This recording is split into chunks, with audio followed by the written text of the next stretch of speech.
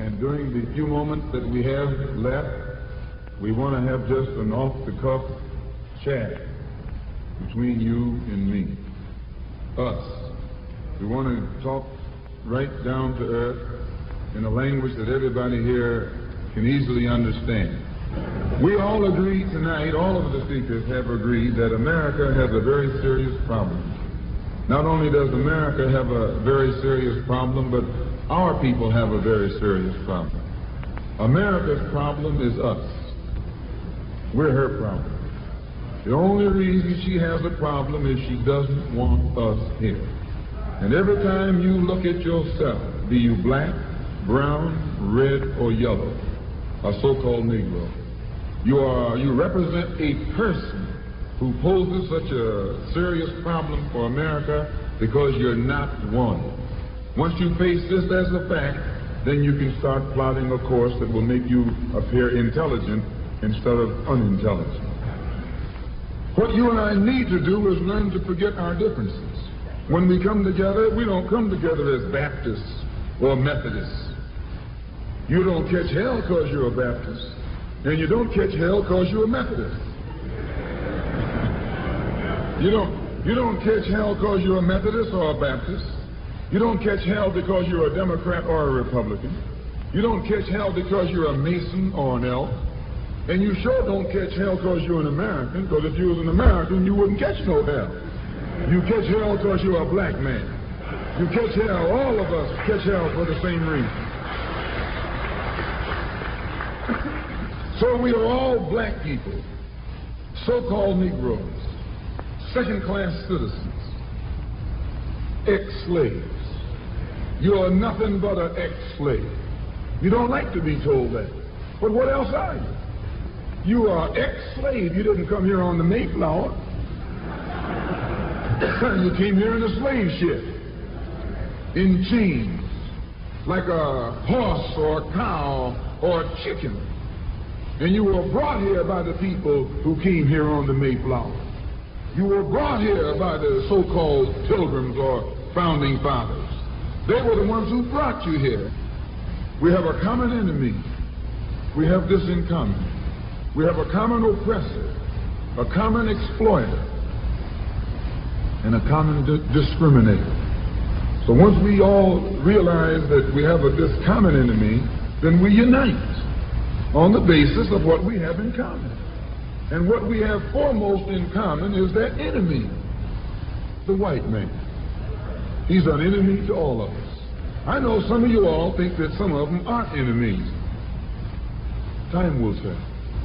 In Bandung, back in, I think, 1954, was the first unity meeting in centuries of black people. And once you study what happened at the Bandung Conference and the results of the Bandung Conference, it actually serves as a model for the same procedure you and I can use to get our problem solved. At Bandung, all the nations came together, nations from Africa and Asia. Some of them were Buddhists, some of them were Muslim, some of them were Christian, some of them were Confucianists, some were atheists.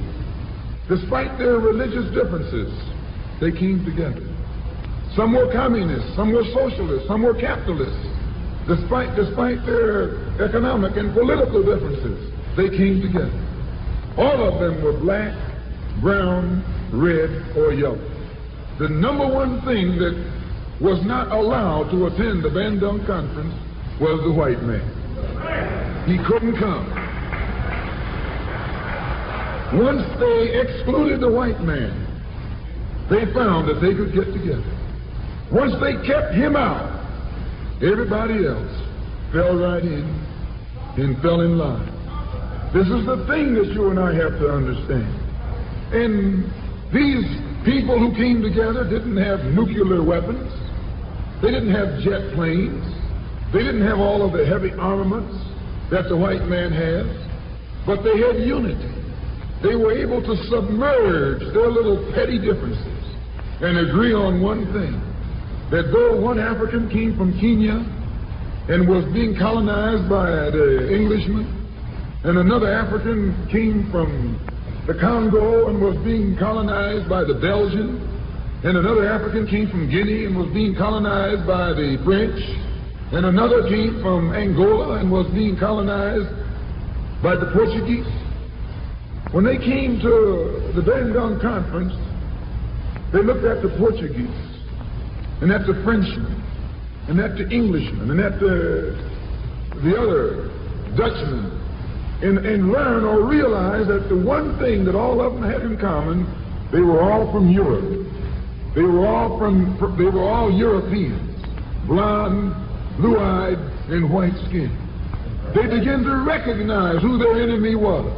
The same man that was colonizing our people in Kenya was colonizing our people in the Congo. The same one in the Congo was colonizing our people in South Africa, and in southern Rhodesia, and in Burma, and in India, and in Afghanistan, and in Pakistan. They realized all over the world where a dark man was being oppressed, he was being oppressed by the white man. Where the dark man was being exploited, he was being exploited by the white man. So they got together under this basis, that they had a common enemy. And when you and I here in Detroit and in Michigan and in America, who have been awakened today, look around us, we too realize here in America, we all have a common enemy. Whether he's in Georgia or Michigan, whether he's in California or New York, he's the same man. Blue eyes and blonde hair and pale skin. Same man.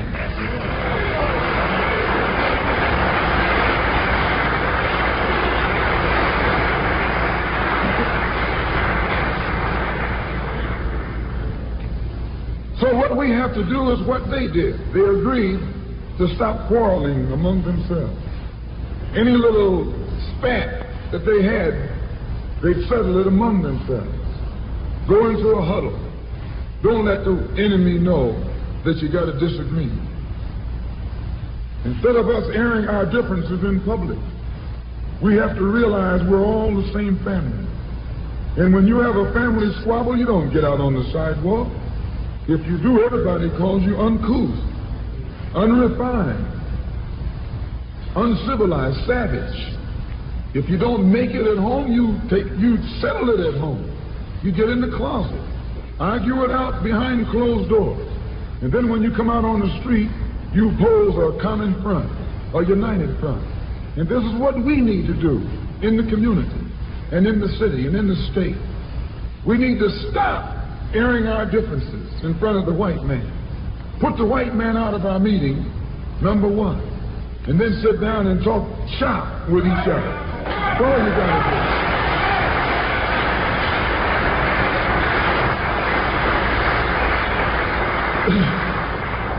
I would like to make a few comments concerning the difference between the Black Revolution and the Negro Revolution. There's a difference. Are they both the same? And if they're not, what is the difference?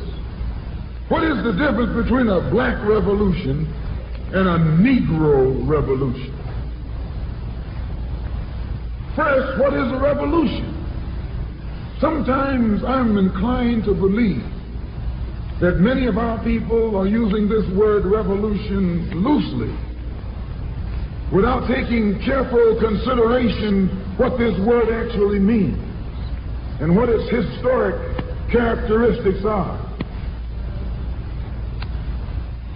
When you study the historic nature of revolutions, the motive of a revolution, the objective of a revolution, and the result of a revolution, and the methods used in a revolution, you may change words. You may devise another program. You may change your goal and you may change your mind. Look at the American Revolution in 1776. That revolution was for what? For land. How was it? Why did they want land? Independence. How was it carried out? Bloodshed. Number one, it was based on land. the basis of independence. And the only way they could get it was bloodshed. The French Revolution, what was it based on? The landless against the landlord. What was it for? Land. How did they get it? Bloodshed. Was no love lost. Was no compromise. Was no negotiation. I'm telling you, you don't know what a revolution is. Because when you find out what it is, you'll get back in the alley. You'll get out of the way.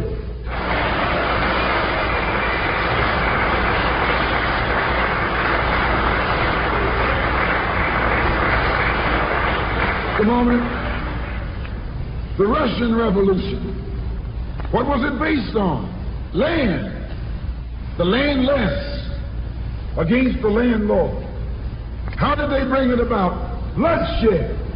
You haven't got a revolution that doesn't involve bloodshed. And you're afraid to bleed. I said you're afraid to bleed. As long as the white man sent you to Korea, you bled. He sent you to Germany, you bled. He sent you to the South Pacific to fight the Japanese, you bled. You bleed for white people. But when it comes time to seeing your own churches being bombed and little black girls murdered, you haven't got no blood.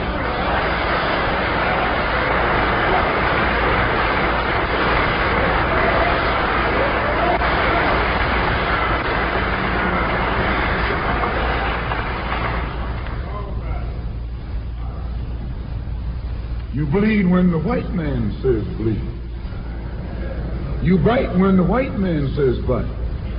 And you bark when the white man says bark. I hate to say this about us, but it's true. How you going to be nonviolent in Mississippi as violent as you were in Korea? How can you justify being nonviolent in Mississippi and your churches are being bombed and your little girls are being murdered, and at the same time you're going to get violent with Hitler and Tojo and somebody else that you don't even know?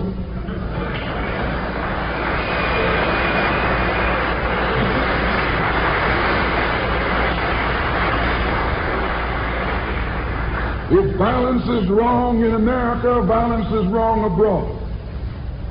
If it's wrong to be violent, defending black women and black children and black babies and black men, then it's wrong for America to draft us and make us violent abroad in defense of her.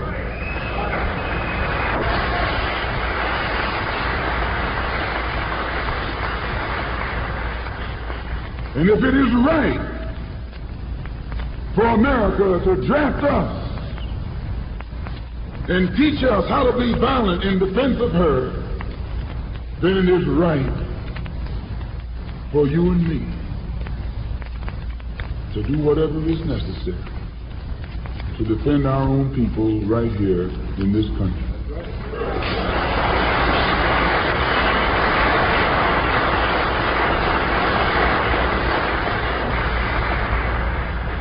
The Chinese Revolution.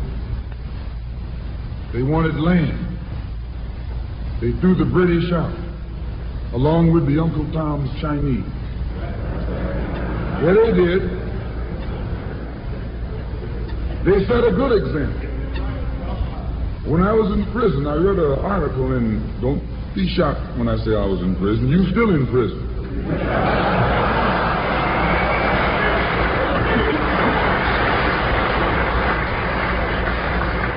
That's what America means, prison. When I was in prison, I read an article in Life magazine showing a little Chinese girl, 9 years old. Her father was on his hands and knees, and she was pulling the trigger because he was an Uncle Tom in China. When they had the revolution over there, they took a whole generation of Uncle Toms, just wiped them out. And within 10 years, that little girl became a full-grown woman. No more Toms in China. And today it's one of the toughest, roughest, most feared countries on this earth by the white man. because there are no Uncle Toms over there.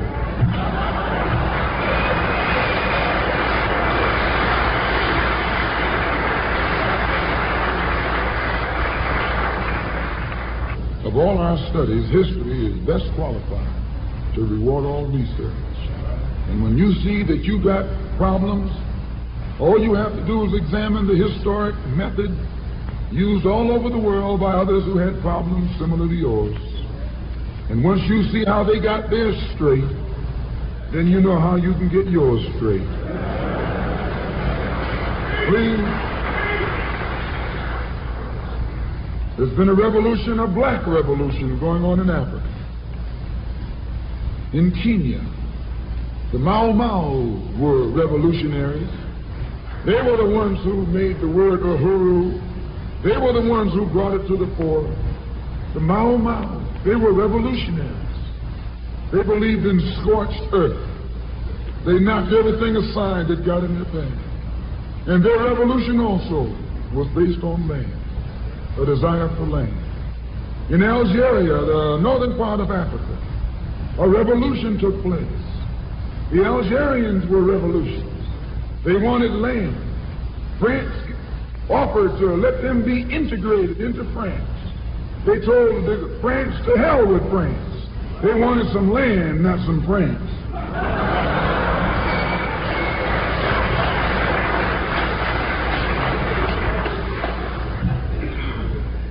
And they engaged in a bloody battle. So I cite these various revolutions, brothers and sisters, to show you, you don't have a peaceful revolution. You don't have a turn the other cheek revolution. There's no such thing as a nonviolent revolution. Only kind of revolution that's nonviolent is the Negro Revolution.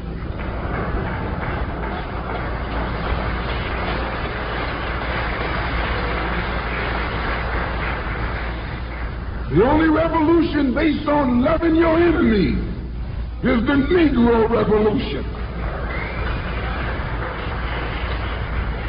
The only revolution in which the goal is a desegregated lunch counter, a desegregated theater, a desegregated park, and a desegregated public toilets. You can sit down next to white folks on the toilet.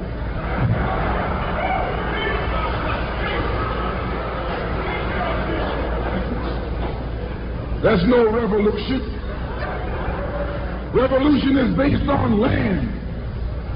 Land is the basis of all independence. Land is the basis of freedom, justice, and equality. The white man knows what a revolution is. He knows that the black revolution is worldwide, in scope and in nature. The black revolution is sweeping Asia, sweeping Africa. It's rearing its head in Latin America. The Cuban Revolution, that's a revolution. They overturned the system.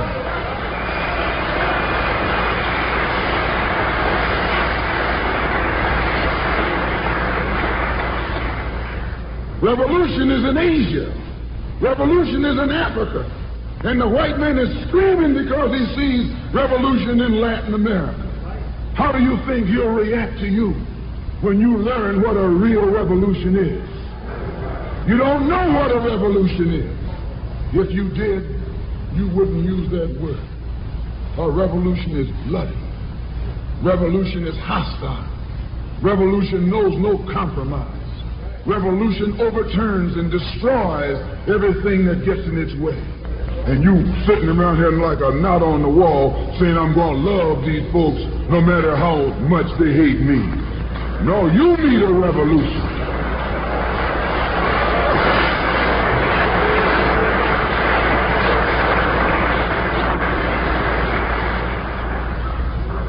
Who ever heard of a revolution where they lock arms, as Reverend Cleage was pointing out beautifully, singing, "We shall overcome"? Just tell me you don't do that in a revolution. You don't do any singing, you're too busy swinging.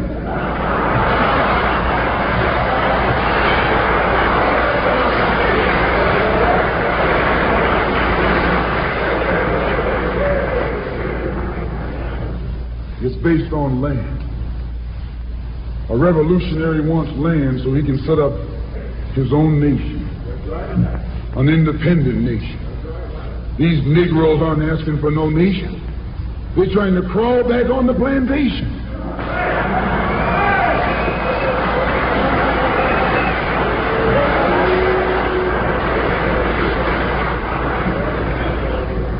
When you want a nation, that's called nationalism.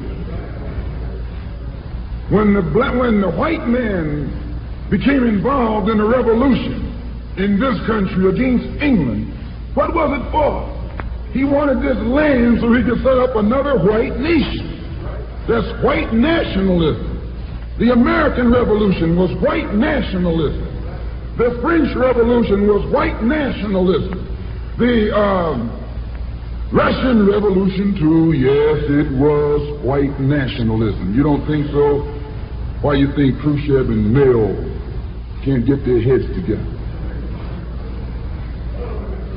White nationalism. All the revolutions that's going on in Asia and Africa today are based on what? Black nationalism. A revolutionary is a black nationalist. He wants a nation. I was reading some beautiful words by Reverend Clee pointing out why he couldn't get together with someone else here in the city.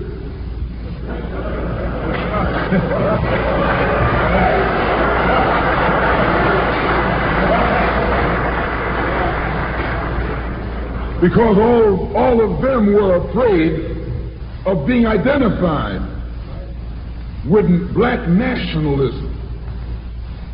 If you're afraid of black nationalism, you're afraid of revolution. And if you love revolution, you love black nationalism.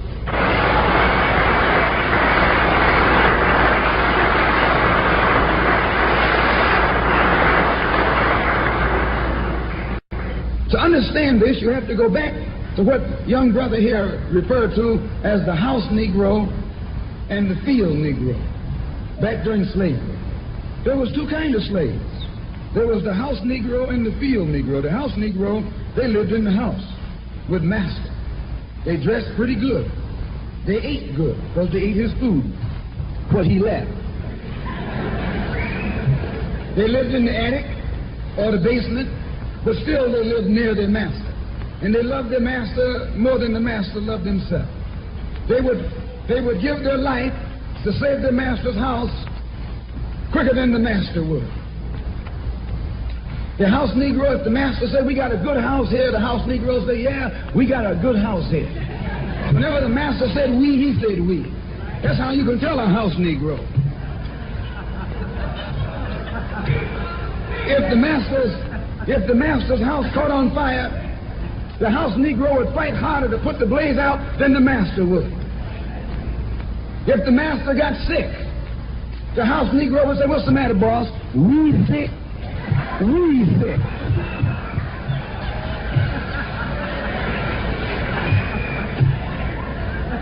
He identified himself with his master more than his master identified with himself. And if you came to the house Negro and said, let's run away, let's escape, let's separate, that house Negro would look at you and say, man, you crazy. What you mean separate? Where is there a better house than this? Where can I wear better clothes than this? Where can I eat better food than this? That was that house Negro. In those days, he was called a house nigger. And that's what we call him today, because we still got some house niggers running around here.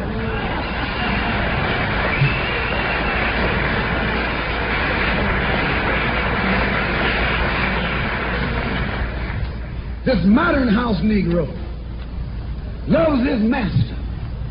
He wants to live near him. He'll pay 3 times as much as the house is worth just to live near his master. And then brag about, I'm the only Negro out here.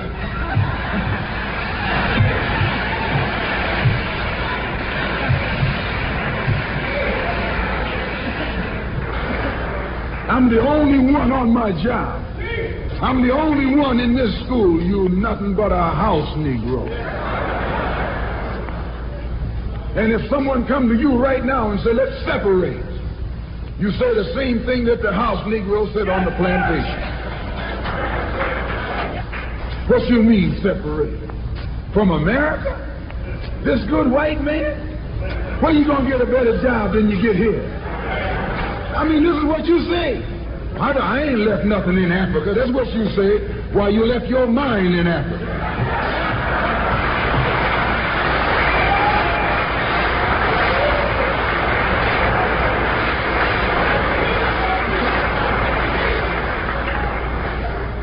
On that same plantation, there was the field Negro. The field Negro, those were the masses. There was always more Negroes in the field than there was Negroes in the house. The Negro in the field caught hell. He ate leftovers. In the house, they ate high up on the hog. The Negro in the field didn't get nothing but what was left of the insides of the hog. They call them chitlins nowadays. In those days, they call them what they were, guts. That's what you were, a gut eater. And some of you all still gut eaters.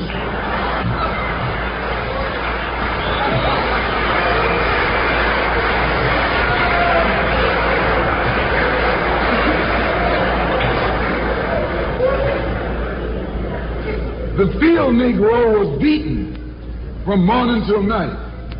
He lived in a shack, in a hut.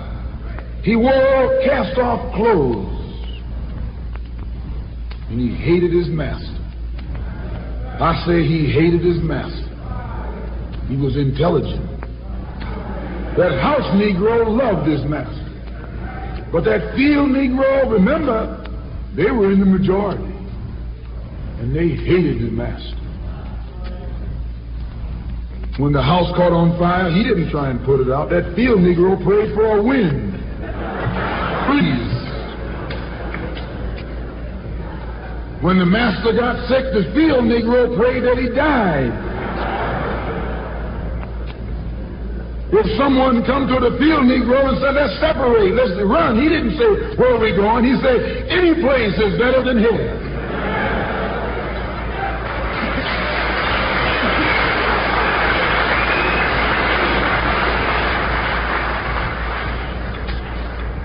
You got field Negroes in America today. I'm a field Negro. The masses are the field Negroes. When they see this man's house on fire, you don't hear these little Negroes talking about our government is in trouble. They say the government is in trouble.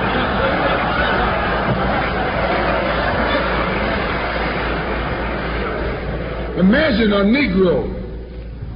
Our government.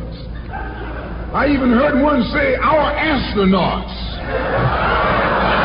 They won't even let him near the plant. And our astronauts. Our Navy.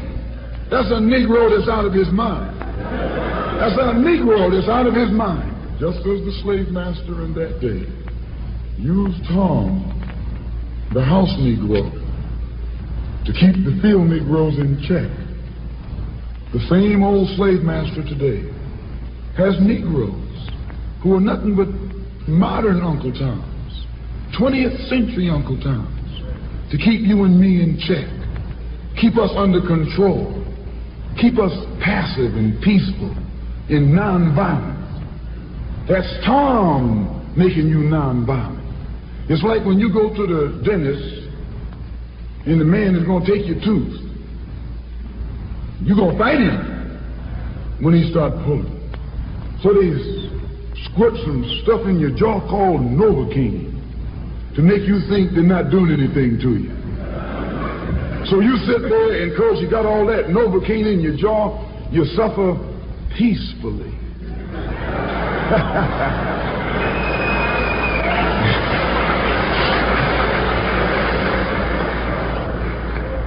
Blood running all down your jaw.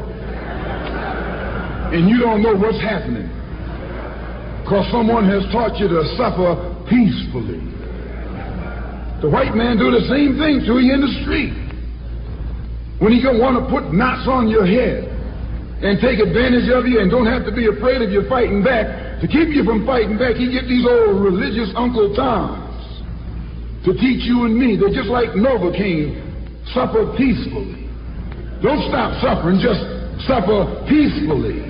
As Reverend Cleave pointed out, let your blood flow in the streets.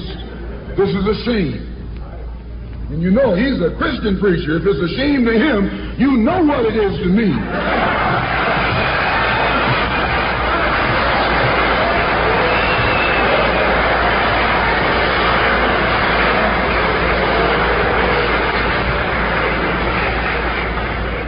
Because nothing in our book, the Quran, as you call it, Koran, teaches us to suffer peacefully.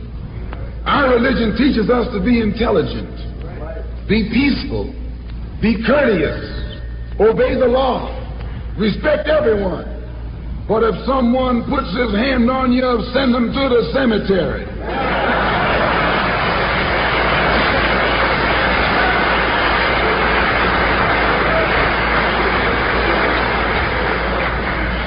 That's a good religion. In fact, that's that all-time religion.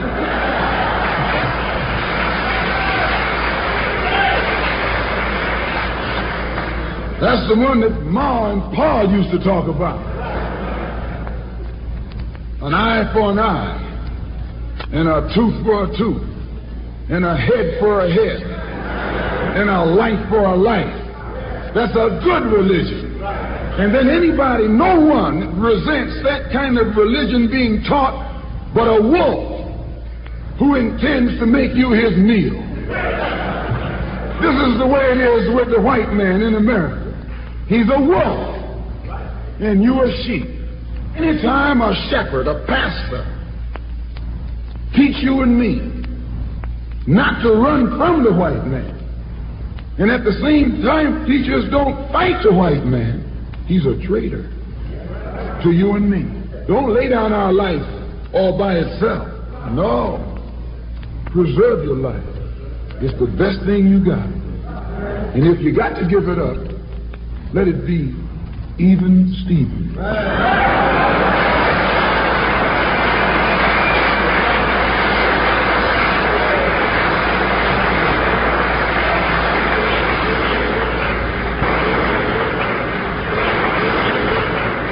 The slave master took Tom and dressed him well and fed him well and even gave him a little education. Gave him a long coat and a top hat and made all the other slaves look up to him. Then he used Tom to control them. The same strategy that was used in those days is used today by the same white man. He take a Negro, so-called Negro, and make him prominent. Build him up. Publicize him. Make him a celebrity. And then he becomes a spokesman for Negro and a Negro leader.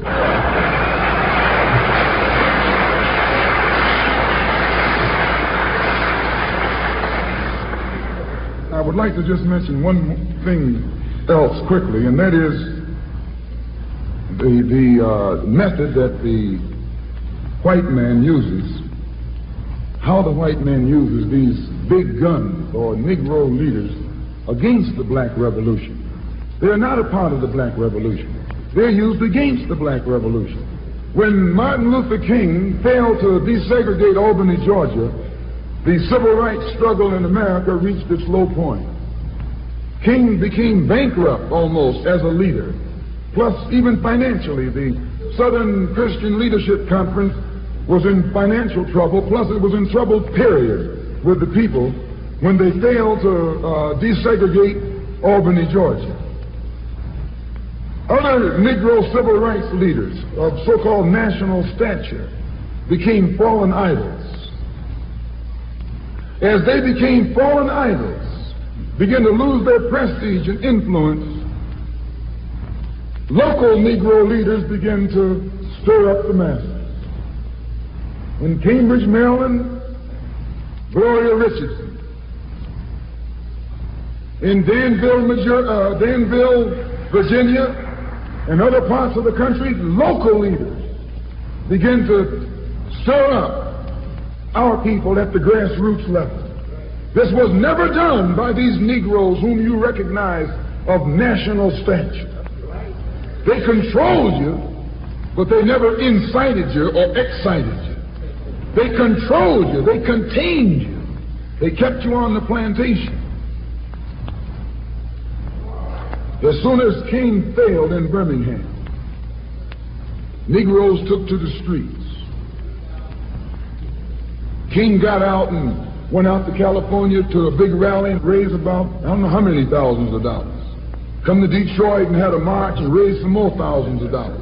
And recall, right after that, Wilkins attacked King, accused King and the Corps of starting trouble everywhere and then making the NAACP get him out of jail and spend a lot of money, and then they accused King and Corps of raising all the money and not paying it back. This happened. I got it in documented evidence in the newspaper. Roy started attacking King, and King started attacking Roy, and farmers started attacking both of them. And as these Negroes of national stature begin to attack each other, they begin to lose their control of the Negro masses. And Negroes was out there in the streets. They was talking about, we're going to march on Washington. By the way, and right at that time, Birmingham had exploded, and the Negroes in Birmingham, remember, they also exploded. They began to stab the crackers in the back and buzz them upside the head. Yes, they did. That's when Kennedy sent in the troops down in Birmingham. So, and right after that, Kennedy got on the television and said, this is a moral issue. That's when he said he's going to put out a civil rights bill. And when he mentioned civil rights bill and the Southern crackers started talking about they were going to boycott it or filibuster it, then the Negroes started talking about what? We're going to march on Washington, march on the Senate, march on the White House, march on the Congress, and tie it up, bring it to a halt. Don't let the government proceed. They even said they were going to go out to the airport and don't let no airplanes land. I'm telling you what they said. That was revolution. That was revolution. That was the black revolution. It was the grassroots out there in the street. Scared the white man to death. Scared the white power structure in Washington, D.C. to death. I was there. When they found out that this black steamroller was going to come down on the Capitol, they called in Wilkins. They called in Randolph. They called in these national Negro leaders that you respect and told them, call it off. Kennedy said, look, y'all letting this thing go too far. And old Tom said, boss, I can't stop it because I didn't start it.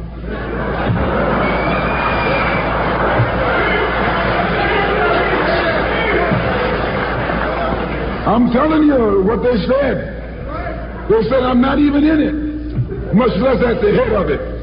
They said, these Negroes are doing things on their own. They're running ahead of us. And that old shrewd fox, he said, well, if you all aren't in it, I'll put you in it. I'll put you at the head of it. I'll endorse it. I'll welcome it. I'll help it. I'll join it. A matter of hours went by. They had a meeting at the Carlisle Hotel in New York City. The Carlisle Hotel is owned by the Kennedy family. That's the hotel Kennedy spent the night at 2 nights ago. Belongs to his family.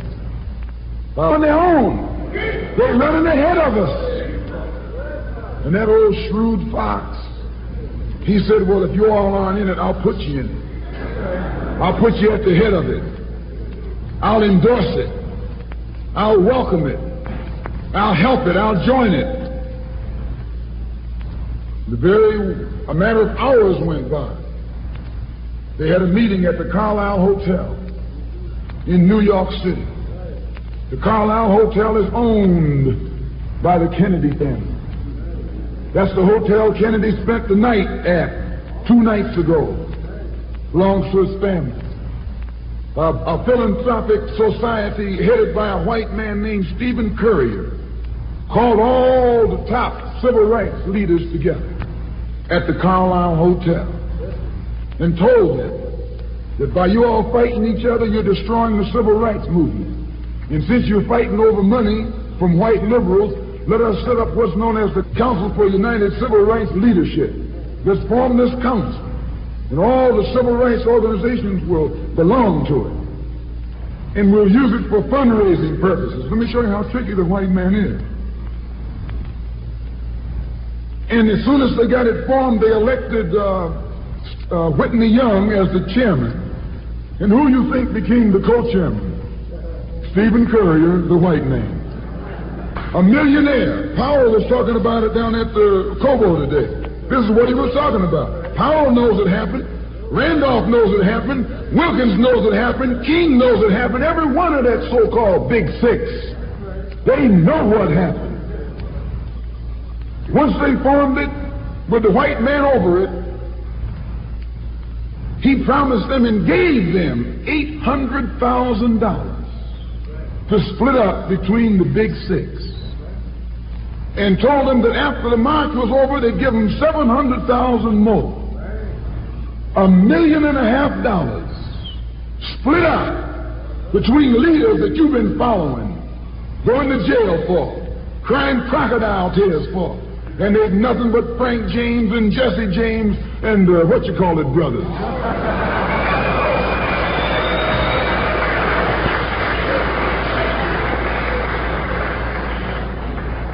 Soon as they got the setup organized, the white men made available to them top public relations experts, opened the news media across the country at their disposal, and then they began to project these Big Six as the leaders of the march. Originally, they weren't even in the march. You were talking this march talk on Hastings Street. Is Hastings Street still here? On Hastings Street. You was talking the march talk on Lenox Avenue, and down on Fillmore Street, and Central Avenue, and 42nd Street, and 63rd Street. That's where the march talk was being talked. But the white man put the Big Six ahead of it, made them the march. They became the march. They took it over. And the first move they made after they took it over, they invited Walter Reuther, a white man. They invited a priest, a rabbi, and an old white preacher. Yes, an old white preacher. The same white element that put Kennedy in power. Labor, the Catholics, the Jews, and liberal Protestants. Same clique that put Kennedy in power joined the March on Washington. It's just like when you got some coffee that's too black, which means it's too strong. What you do? You integrate it with cream.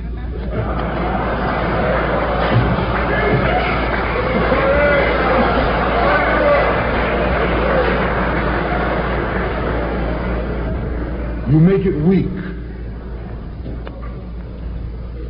If you pour too much cream in, you won't even know you ever had coffee.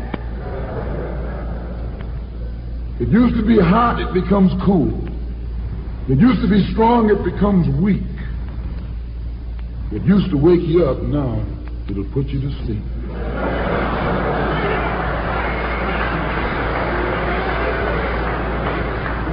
This is what they did with the March on Washington. They joined it. They didn't integrate it, they infiltrated it. They joined it, became a part of it, took it over. And as they took it over, it lost its militancy. They ceased to be angry. They ceased to be hot. They ceased to be uncompromising. Why, it even ceased to be a march. It became a picnic, a circus. Nothing but a circus with clowns and all. You had one right here in Detroit. I saw it on television with clowns leading it, white clowns and black clowns. I know you don't like what I'm saying, but I'm going to tell you anyway, because I can prove what I'm saying. If you think I'm telling you wrong, you bring me Martin Luther King and A. Philip Randolph and James Farmer and those other three, and see if they'll deny it over a microphone. No, it was a sellout. It was a takeover. When James Baldwin came in from Paris, they wouldn't let him talk because they couldn't make him go by the script. Burt Lancaster wrote the speech that Baldwin was supposed to make. They wouldn't let Baldwin get up there because they know Baldwin liable to say anything. They controlled it so tight, they told those Negroes what time to hit town, how to come, where to stop, what sign to carry, what song to sing, what speech they could make and what speech they couldn't make, and then told them to get out of town by sundown.